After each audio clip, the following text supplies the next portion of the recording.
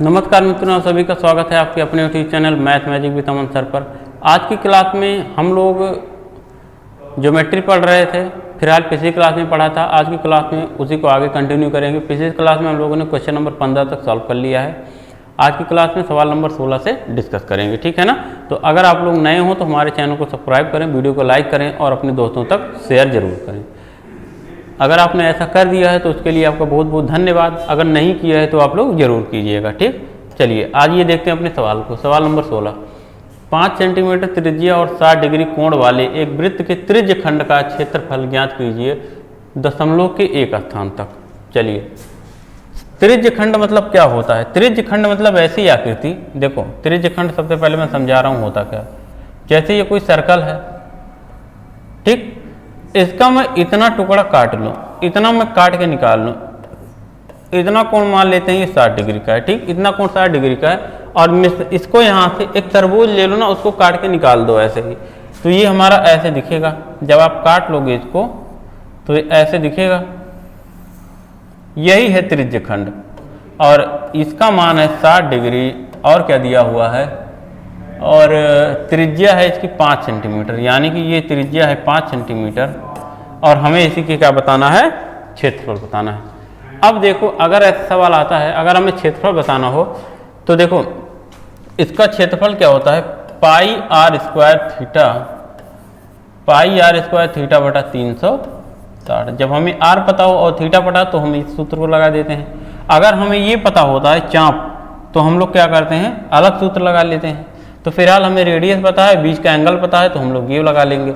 अब देखो पाई r square theta बटे 360, पाई का मान 22/7, 22/7, आर स्क्वायर, आर का मान 5 गुणे 5, थीटा का मान 60 है, 60/360, ये 60/360 हो जाएगा। अब देखो अब क्या होगा, जो कट रहा है उसको काट लो। ये 60 से ये कितनी बार में? 6 बार में कट जाएगा। 2 से ये 3 बार में और 2 से ये 11 बार में। 5 × 5 = 25, 25 से ग्रहियम 100, 25 धाम 250, 25 से ग्रहियम कितना हो जाएगा? 275।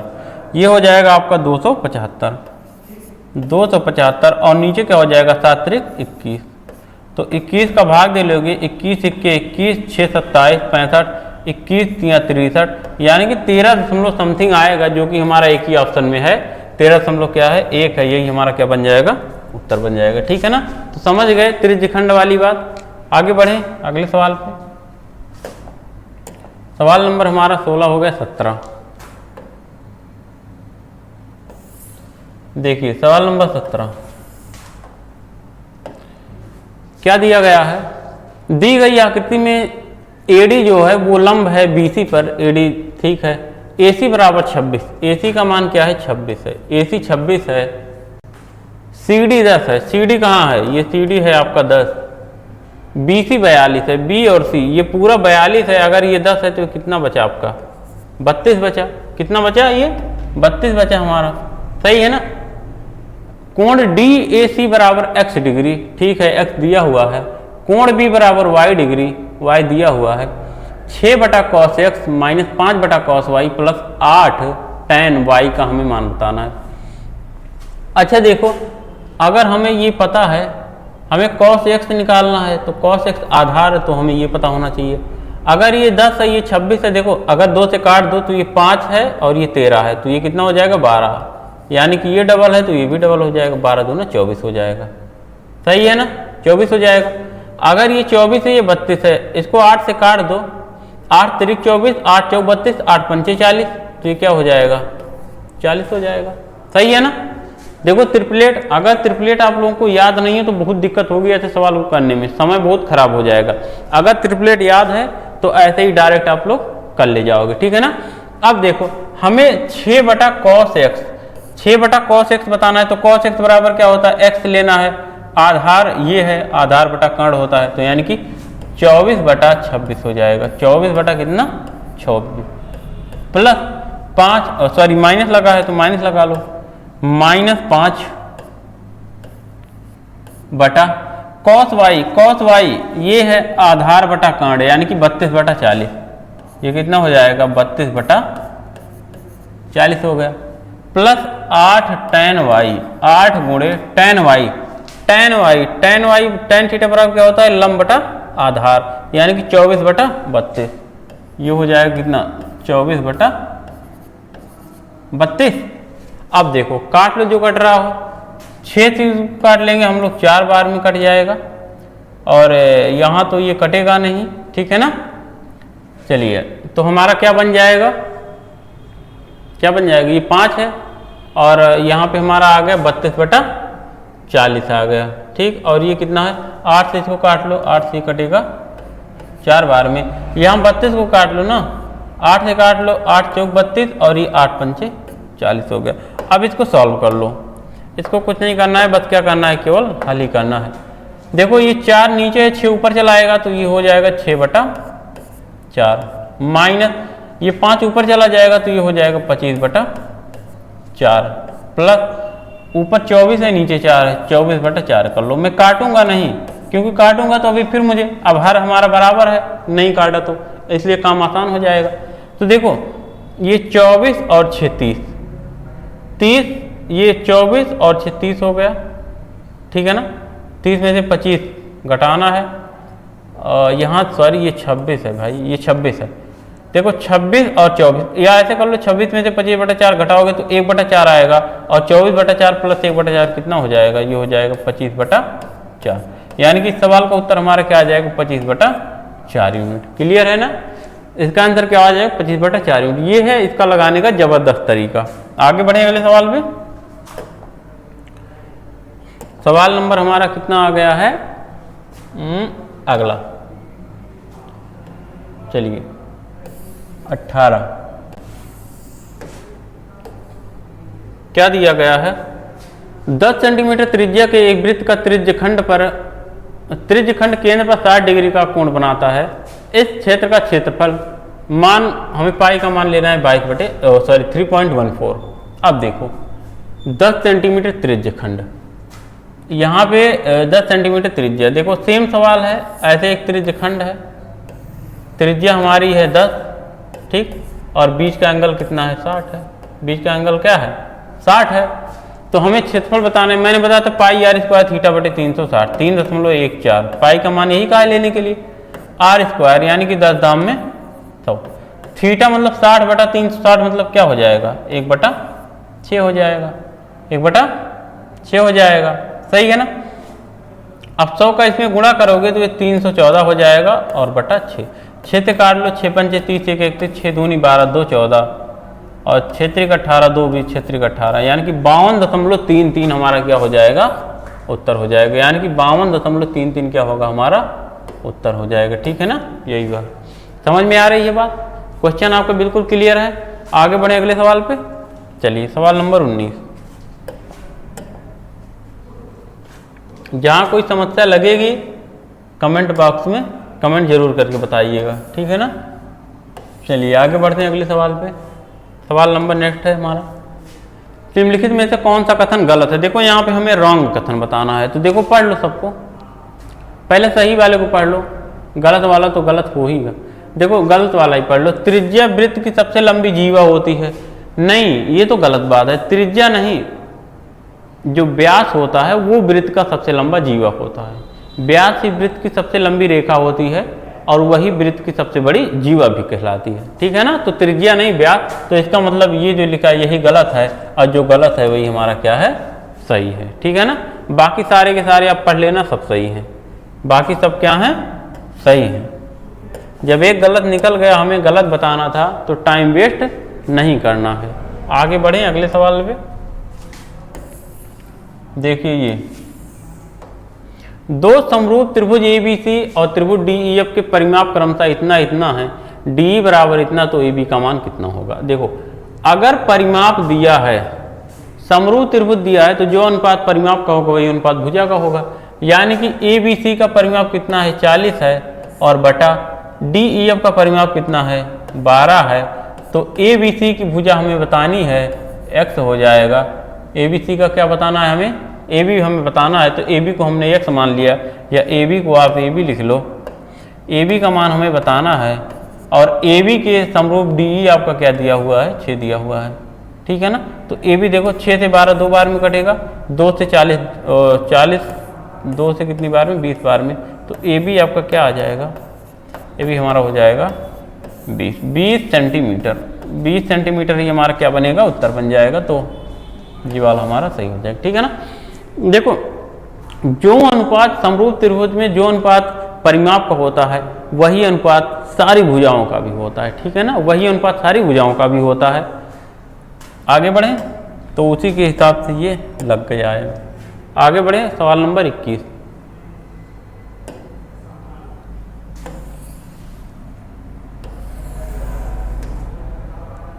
देखिए सवाल देखो, हमारा अगला सवाल क्या है।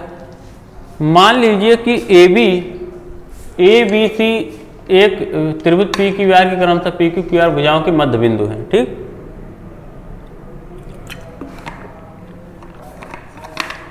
अगर मध्य बिंदु है,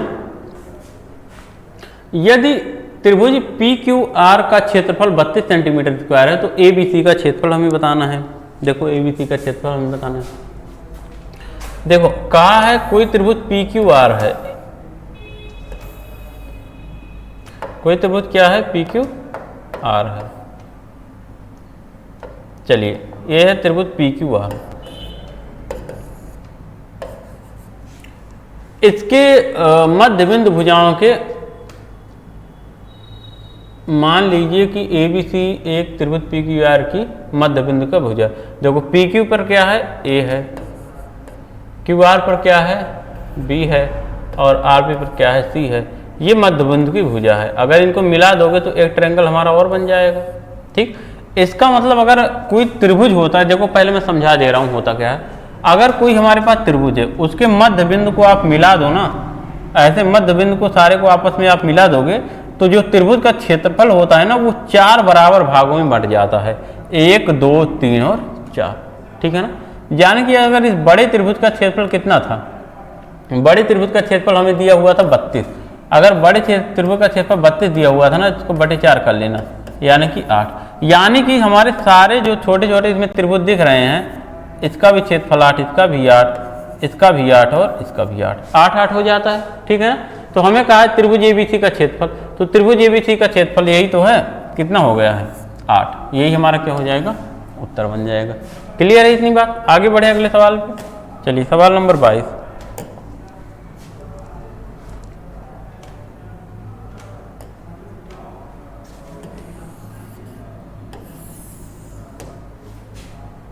देखो क्या लिखा है।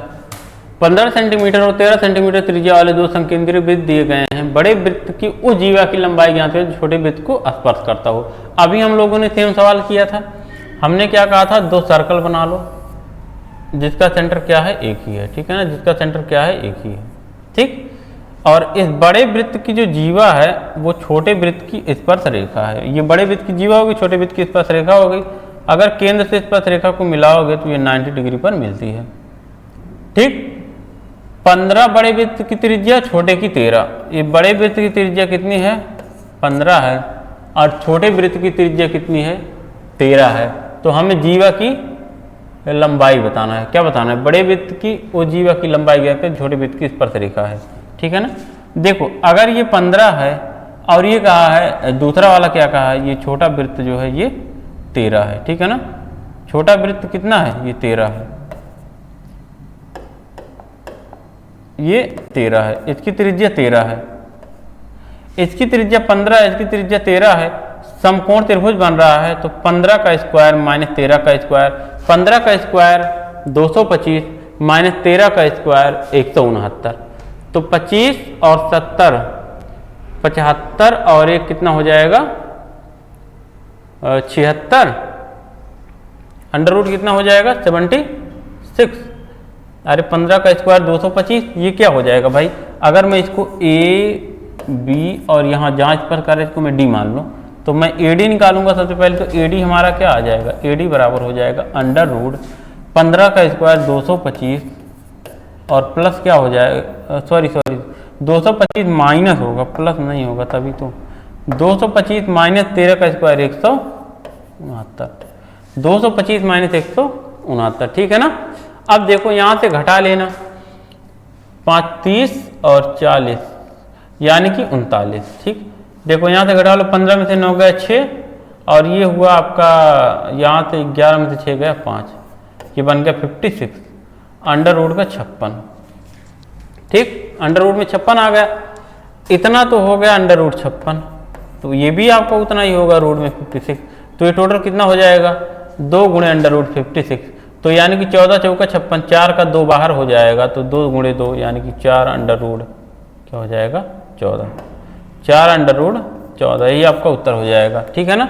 ये दो इसको जोड़ोगे तो आप भाई इसका 2 गुना होगा, पूरा ए बी जो है इसका 2 गुना होगा, तो यानी कि हमें ए बी निकालना था, तो ए बी बराबर हमारा क्या आ जाएगा इतना। स्पर्श रेखा क्या हो जाएगी 4 अंडर रूट 14 हो जाएगी, ठीक। क्लियर है बात, आगे बढ़ें।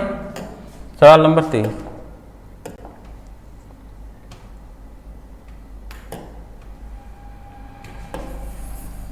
देखिए 24 हो गया क्या। सवाल नंबर 23 है हमारा,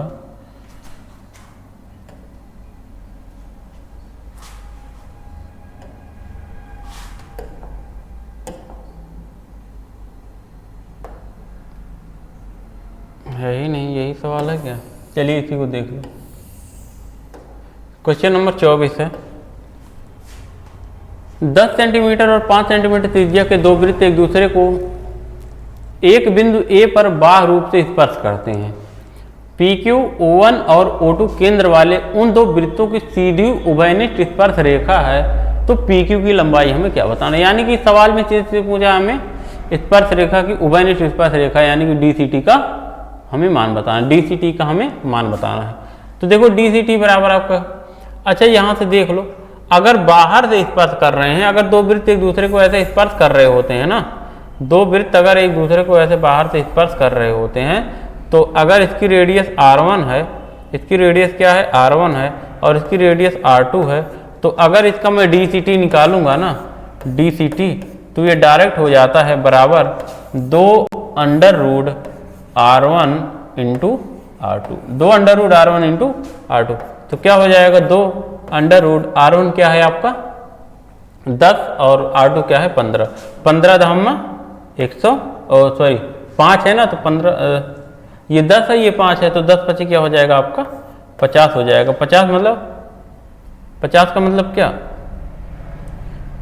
इसको हम 25 गुणे लो 2 लिख सकते हैं, और 25 का 5 कॉमन हो जाएगा बाहर, तो यानी कि 5 दूना 10 अंडर रूट 2, 10 अंडर रूट 2 क्या होगा इसका उत्तर हो जाएगा, ठीक है ना। DCT का मान बताना था, तो यही हो जाएगा। आगे बढ़े अगले सवाल पे। क्वेश्चन नंबर 25 हो गया ना, सवाल नंबर 26 पे आते हैं, ठीक। देखिए सवाल नंबर 26 क्या है आपका,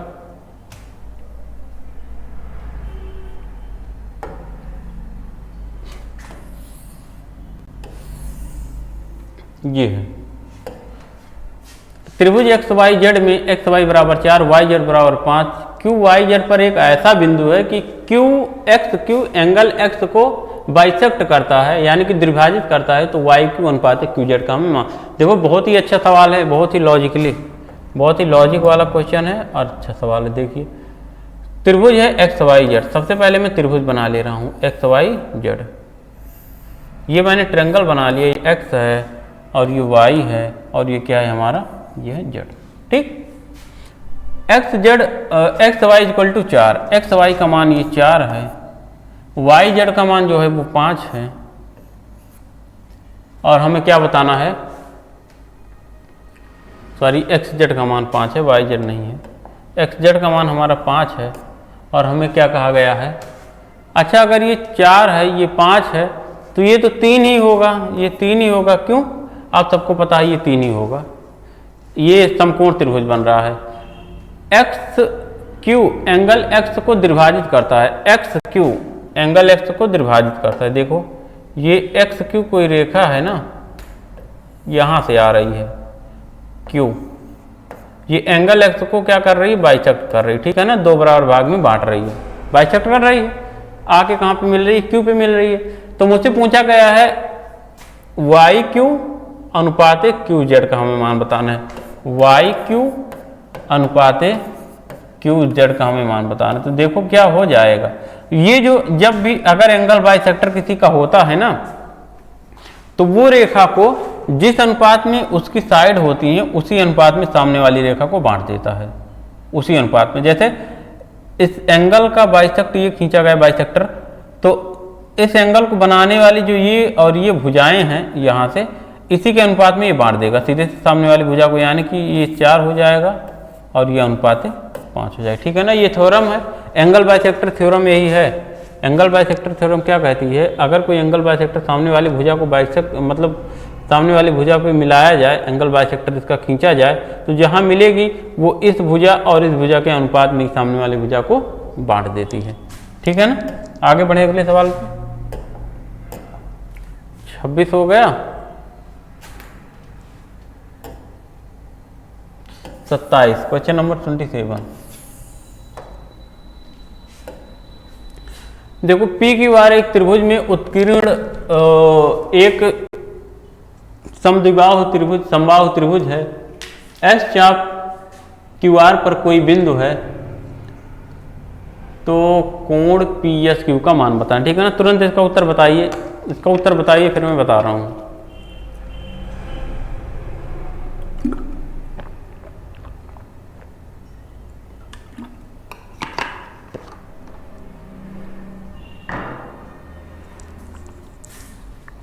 देखो त्रिभुज पी क्यू आर एक वृत्त में उत्कीर्ण एक समबाहु त्रिभुज है। कोई सर्कल है, ये एक सर्कल है, ठीक, ये सर्कल है, इसी में एक समबाहु त्रिभुज बनाया गया है। ठीक, समबाहु त्रिभुज मतलब ऐसा त्रिभुज जिसकी सारी भुजा क्या हो, समान हो, ऐसी त्रिभुज जिसकी सारी भुजा क्या हो, समान हो। ये समबाहु त्रिभुज हमने बना दिया। चाप यस क्यू आर पर कोई बिंदु है।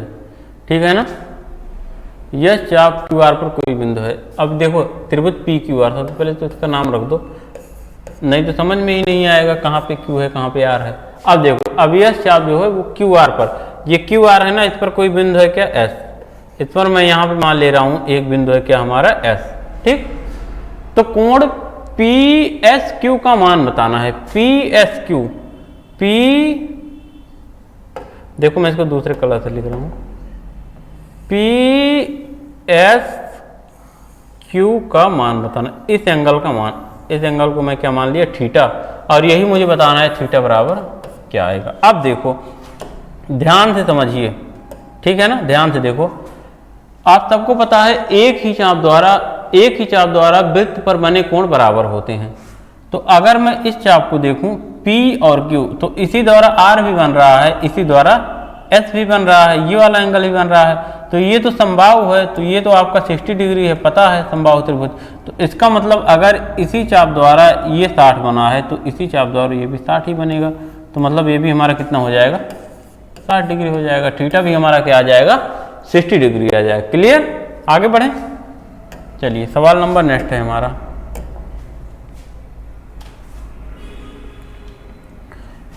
नेक्स्ट क्वेश्चन ये क्वेश्चन नंबर 28। देखें क्या लिखा गया है, दिया है एक त्रिभुज ABC में यदि एंगल ए इक्वल टू 90, ए बराबर 90। चलो बना लो चित्र, ए बी और ये सी, ए बराबर 90, ए सी बराबर 5, ए सी बराबर 5, और क्या दिया है, और बी सी बराबर 9, बी सी बराबर 9, और क्या दिया है, और पी क्यू आर एक त्रिभुज और है, एक त्रिभुज और है पी क्यू आर, जहाँ पी 90 है, पी क्यू और आर, जहाँ पी हमने क्या कर दिया, 90 कर दिया। पी आर बराबर 3, पी आर बराबर 3 और क्यू आर बराबर 8, क्यू आर बराबर क्या है, 8 है, क्यू आर बराबर क्या है, 8 है। तो हमें बताना है तो निम्न में से कौन सा विकल्प सही है। अरे तो इसमें करना क्या है, कौन सा विकल्प सही है, ठीक, कौन सा विकल्प सही है देख लेते हैं। पहला विकल्प क्या दिया है कि त्रिभुज ABC सर्वांगसम है त्रिभुज पी क्यू आर के, त्रिभुज ABC सर्वांगसम है त्रिभुज PQR के? नहीं है, भुजाएं ही अलग अलग दिख रही हैं, तो मतलब ये तो गलत हो जाएगा, ये तो गलत हो जाएगा। आगे देखो त्रिभुज ABC बराबर PQR, त्रिभुज ABC बराबर PQR के, ये भी गलत बात है। यहाँ पे देखो त्रिभुज ABC बराबर नहीं है PQR, ठीक है ना।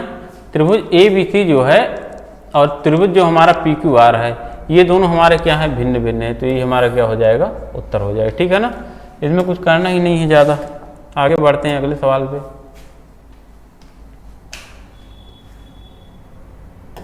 क्वेश्चन नंबर नेक्स्ट 29 नंबर का क्वेश्चन देखिए, दिया गया है, दी गई आकृति को ध्यान से देखिए, दो केंद्रों A और B के बीच की दूरी कितनी है।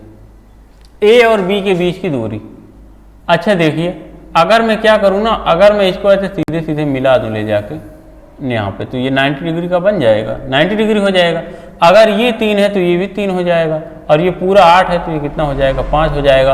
और अगर ये 12 है तो ये भी कितना हो जाएगा, 8 12 हो जाएगा। तो 5 ये 12 ये, तो कर्ण आपको कितना हो जाएगा, 13 हो जाएगा। तो AB के बीच की दूरी कितना हो जाएगी, 13 हो जाएगी।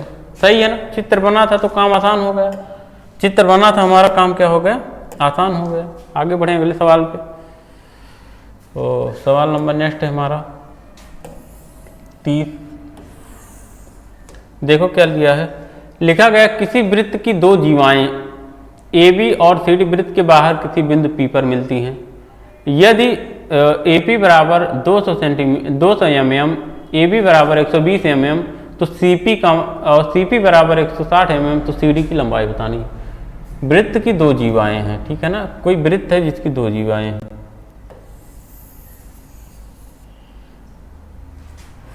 AB और CD बाहर किसी बिंदु पर P पर मिलती हैं। एक जीवा AB है, एक जीवा AB है, और एक जीवा ये CD है, सॉरी एक जीवा ये क्या है, CD है।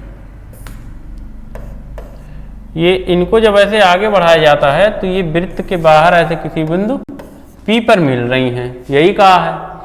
AP बराबर 200, AP बराबर यानी कि ये पूरा कितना है, 200 है। और क्या दिया है, AB बराबर 120, AB इतना 120 है। और क्या दिया है, CP 160 है, CP ये 160 है, इतना यहाँ से लेकर, अच्छा CP 160 है, तो मतलब ये पूरा कितना है, 160 है, पूरा कितना है, 160 है। आगे क्या दिया है, तो CD की हमसे लंबाई पूछी, हमें इतनी लंबाई पूछी है, तो इसको हम लोग x मान लेते हैं, जिसकी लंबाई हमें निकालना उसको हम लोग x मान लिए, ठीक है ना। चलिए, तो हमें तो ये तो पहले निकलेगा नहीं, पहले ये निकलेगा। देखो अगर ऐसा चित्र हमारे पास होता है तो होता क्या है, AP गुणे BP होता है, AP गुणे BP बराबर CP गुणे PD, CP गुणे DP, ठीक है ना। AP गुणे BP बराबर CP गुणे DP, यही होता है। तो इसका मतलब अगर हमें पूरी लंबाई पता है और अगर हम इतनी लंबाई निकाल लें तो ये वाली तो हमें पता ही चल जाएगी, तो मैं ऐसे ही कर लेता हूँ। AP का मान देखो कितना है, AP का मान है 200, BP का मान कितना है, BP अगर ये 120 है इतना और ये 200 है तो ये कितना हो जाएगा, 80। BP का मान कितना है, गुणे 80 बराबर CP, CP का मान कितना है, CP आपका 160 है, 160 गुणे DP आपको निकालना है, DP निकाल लो। देखो काट लो, काट दो इसको, हमें DP चाहिए ना तो इनको काट देते हैं।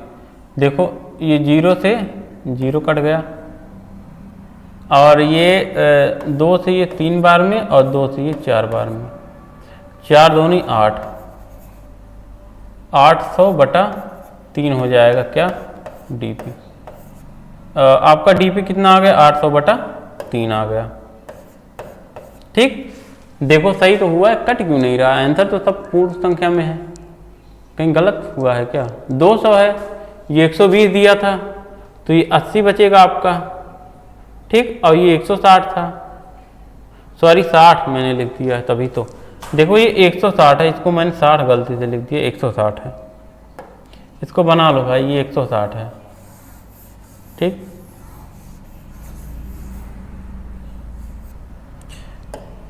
ये कितना था हमारा 80 था और ये 160 था। 80 से 160 आपका 2 बार में कटेगा, 2 से ये 200 कटेगा 100 बार में, तो आपका डीपी बराबर आ गया 100। अगर हमारा डीपी 100 आ गया, अगर यहाँ से यहाँ तक 100 है और ये पूरा 160 है, तो ये कितना बचा? 60 बचा। यही हमारा 60 क्या होगा? उत्तर हो जाएगा। 60 ही हमारा क्या बनेगा? आंसर बन जाएगा। सही है ना? आगे बढ़े अगले सवाल पे। देखो सवाल को ध्यान से लगाना पड़ता है, ठीक है ना, नहीं तो थोड़ा सा अगर हम लोग पढ़ने में कहीं गलती कर देते हैं ना, तो काम पूरा क्या हो जाता है? खराब हो जाता है। और क्योंकि यहाँ तो ठीक है, लेकिन पेपर में हमारा टाइम बर्बाद हो जाता है और वो टाइम हमारा बहुत कीमती होता है। समान त्रिज्या 6 सेंटीमीटर वाले दो वृत्त एक दूसरे को बिंदु P और Q पर प्रतिच्छेद करते हैं। यदि PQ बराबर 10 सेंटीमीटर, तो दोनों वृत्तों के केंद्रों के बीच की दूरी कितनी है? ठीक है ना, दो वृत्त हैं, त्रिज्या समान त्रिज्या दोनों की है 6-6, ठीक है ना, एक दूसरे को बिंदु P और Q पर प्रतिच्छेद करते हैं। देखो मैं चित्र बना रहा हूँ, दो वृत्त हैं जिनकी त्रिज्या समान है, एक दूसरे को P और Q पर प्रतिच्छेद कर रहे हैं। इसका सेंटर ये है और इसका सेंटर ये है। इसका सेंटर मैंने O1 मान लिया, इसका सेंटर O2 मान लिया। ये हो गया। समान त्रिज्या, दोनों की त्रिज्या क्या है? 6 सेंटीमीटर है। PQ बराबर 10 सेंटीमीटर। अगर इस PQ की लंबाई 10 सेंटीमीटर है, यहाँ से देखो, यहाँ से इसकी लंबाई 10 सेंटीमीटर, ठीक है ना, इसकी लंबाई क्या है? 10 सेंटीमीटर है। ये है आपका 10 और 6 सेंटीमीटर त्रिज्या है। समान त्रिज्या है हमारी 6 सेंटीमीटर। अगर देखो मैं ऐसे इसको मिलाऊंगा ना, तो ये चित्र थोड़ा सा ऐसे बन गया। बाकी ये दो बराबर भागों में, यानी कि 5 इधर होता है और 5 इधर, बराबर बराबर बांटेगा क्योंकि त्रिज्या समान है। और देखो ये त्रिज्या जो है ये कितनी है? 6 सेंटीमीटर। 6 है ना, तो एक वृत्त की त्रिज्या है हमारी 6 सेंटीमीटर। तो हमसे क्या कहा है? तो दोनों वृत्तों के केंद्रों के बीच की दूरी बताना। अच्छा 10 ये था ना, सॉरी मैंने क्या देख लिया, ये 10 ऊपर वाला था।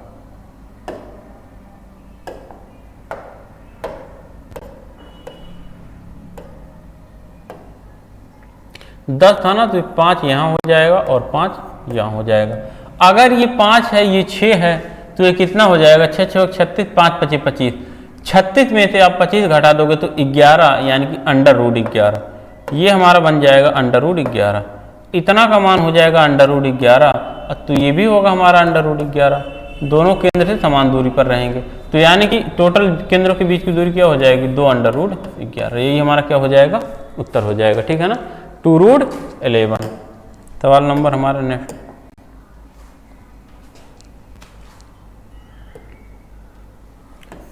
सवाल नंबर 32 देखिए क्या दिया है। 7 सेंटीमीटर व्यास वाले एक वृत्त के त्रिज्यखंड की चाप की लंबाई ज्ञात कीजिए जिसकी केंद्रीय कोण 1080 का है।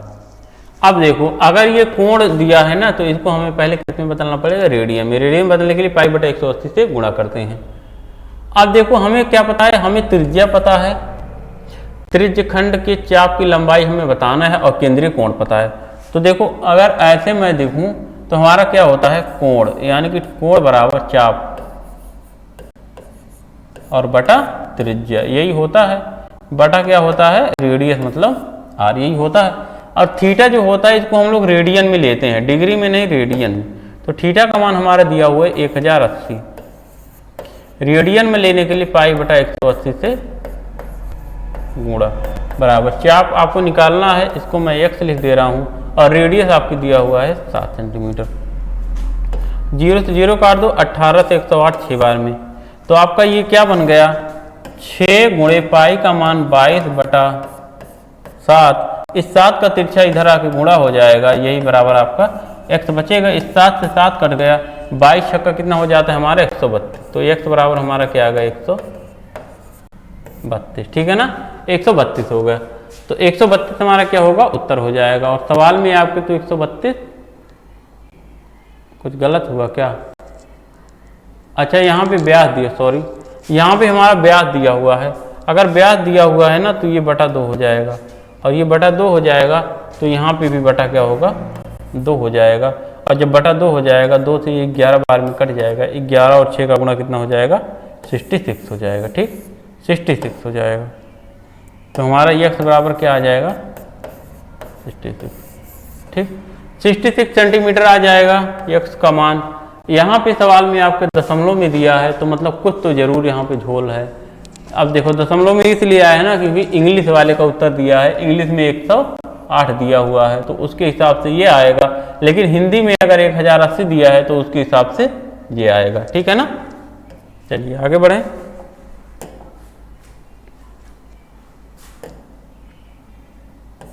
देखो सवाल नंबर 33,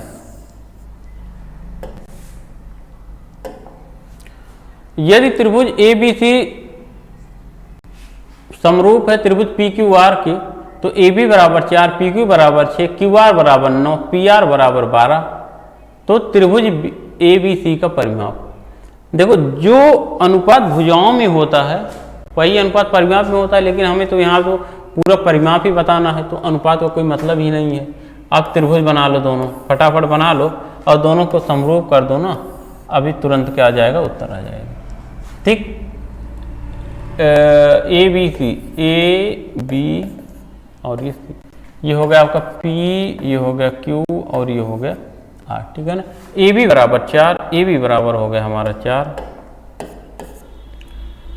PQ बराबर 6, तो PQ बराबर आपका हो गया ये 6, QR बराबर 9, तो QR आपका हो गया 9, और क्या दिया RP बराबर 12, PR आपका है 12। तो अच्छा, हमें तो यहाँ पे भुजाओं का मान पता ही नहीं है, भुजाओं का मान हमें निकालना पड़ेगा। तो चलो ये वाली भुजा बटे ये वाली भुजा बराबर ये भुजा बटे ये भुजा, ठीक है ना। तो यानी कि आप कर लो 4/6 बराबर, सॉरी 4/x, इसका मान मैं x मान ले रहा हूँ तभी तो पता चलेगा। 4/x बराबर 6/9, भाई अनुपात बराबर होगा। तो ये 3 दूनी 6, 3 त्रिक्का 9, 2 से 4 2 बार में x बराबर क्या आ गया यहाँ से 3 दूना 6। तो ये तो भुजा हमारी 6 निकल गई, एक भुजा और निकल जाए तभी तो ABC का परिमाप पता चलेगा। तो जो भुजा इन दोनों में होगा, जो रेशियो हमारा इसमें और इसमें है, देखो 12/x कर लो और 4/6 कर लो। मैं इसका मान जब निकालूंगा तो देखो इसका मान मैं क्या कर लूँगा, x मान लिया, तो ये हो जाएगा हमारा 4/6 बराबर 4 के सामने यहाँ पे x है, x बटा क्या हो जाएगा हमारा 12, ठीक है ना। x बटा क्या हो जाएगा 12, ठीक, x बटा 12 हो जाएगा। 6 से 12 2 बार में कट जाएगा और x बराबर हमारा क्या आ गया 8 आ गया। यानी कि ये भुजा हमारी कितनी आ गई 8 आ गई। तो हमें भुजा क्या बताना है, हमें परिमाप बताना है। तो 6 4 10 और 8 18 हो गया, 18 हमारा क्या हो जाएगा, उत्तर हो जाएगा। सही है, आगे बढ़े अगले सवाल पे। 34, सवाल नंबर 34 दिया गया है 7 सेंटीमीटर त्रिज्या और 60 डिग्री केंद्रीय कोण वाले एक वृत्त के त्रिज्य खंड का क्षेत्रफल क्या होगा। देखो अगर ऐसा दिया हुआ है तो पाई r स्क्वायर, पाई का मतलब 22/7, r स्क्वायर मतलब 7 × 7, थीटा 60/360, 60/360 का क्या मतलब है 1/6, ठीक है ना।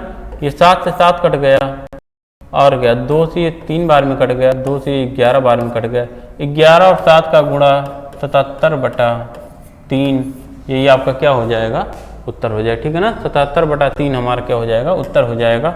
और आज का लास्ट सवाल, सवाल नंबर 35, आज का अंतिम क्वेश्चन और क्वेश्चन नंबर 35, ठीक। देखिए क्या है क्वेश्चन नंबर 35 में, त्रिभुज ABC और त्रिभुज DEF में AB/DE बराबर BC/FD, तो वह कब समरूप होंगे, समरूप कब होंगे। देखो AB जो है, AB ये DE के बराबर है, BC जो है वो FD के बराबर है, BC ये BC और D और F के बराबर है। अब देखो चित्र बना लेते हैं तो एकदम से क्लियर हो जाएगा, नहीं तो ऐसे क्या होगा, ABC इसको मैं मान ले रहा हूं, एक त्रिभुज हमारा बन जा रहा है DEF का, DEF का कहा है AB/DE, AB ए बी और डी ई में जो रेशियो है वही बी सी और किस में है, एफ और डी में है। तो ए बी बटा डी ई और बी सी बटा क्या है, बी सी बटा एफ डी, एफ और डी इसमें है। तो यानी कि हमारी, अब देखो ये पता चल गया, ये पता चल गया, यानी कि अगर मैं इस एंगल की बात करूं, अगर ये एंगल बराबर हो जाए आपस में, अगर ये दोनों एंगल बराबर हो जाए, सॉरी यहां का ये एंगल,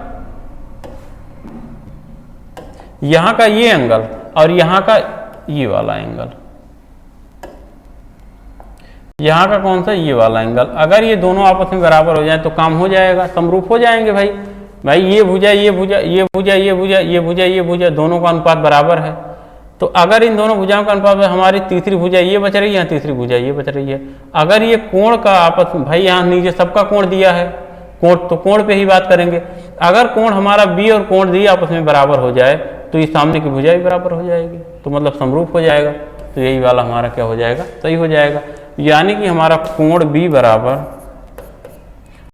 कोण डी हो, हमारा क्या हो जाएगा, ये समरूप है ना, हो जाएगा समरूप।